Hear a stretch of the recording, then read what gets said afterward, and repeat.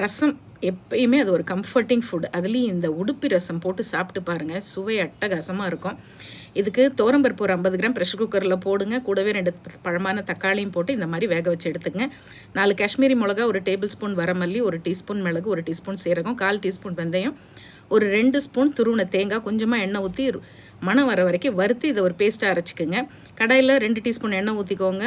10 பல் பூண்டு, 2 பச்சை மிளகா, கொஞ்சம் கருவேப்பிலை, பழமான ஒரு தக்காளி கட் பண்ணி சேர்த்துக்குங்க. பூண்டு சாப்பிடாதவங்க பூண்டை மட்டும் அவாய்ட் பண்ணிக்கலாம்.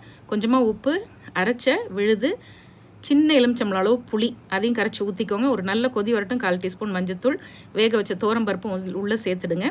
நெய்யில் தாளிங்க. கடுகு, சீரகம், கொஞ்சம் பெருங்காயத்தூள், காஞ்ச மிளகா, கருவேப்பிலை, கொத்தமல்லி போட்டு தாளித்து நல்ல கொதி வர்ற ரசத்தில் இது மேலே ஊற்றுங்க.